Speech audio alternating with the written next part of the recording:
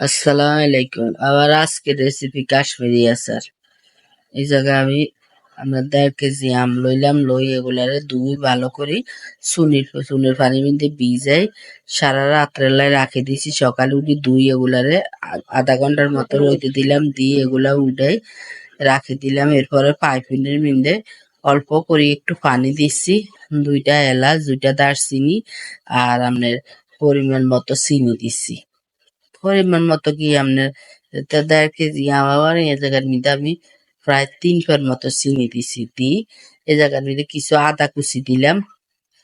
চিনিটা ভালো করে গলে গেলে এ জায়গার মধ্যে আমগুলা দিই। এই যে আদাগুলা যে দেখবেন আপনার দেয়া যায় না, সরস হয়ে গেছে, ওই টাইমে দিয়ে দিবেন আপনার আমগুলা। এগুলারে একটু লাড়ি সাড়ি উল্টে পাল্টাই লইবেন।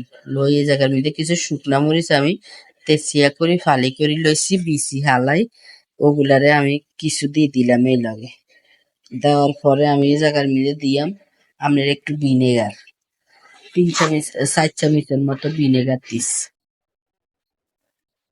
দেওয়ার পরে এগুলারে আবার আপনার ভালো করে নাড়ি চাড়িয়ে নিন।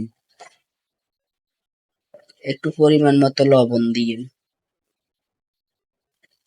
এই ভিনেগারের পানি, চিনের পানি এগুলার মধ্যে আমটা হয়ে যাইব। আপনার আমগুলা ভাঙবো না, চাইলে চাইলে থাকবো চুনের পানিতে করার কারণে, বীজাণের কারণে।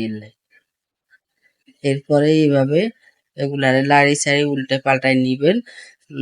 এগুলা বেশি হাঁকাইতে যাইয়েন না, নইলে চিনি বেশি শুকাই গেলে আমটা আপনার হয়ে যাইব, সিডের মতন হয়ে যাইব, খাইতে ভাল লাগবো না।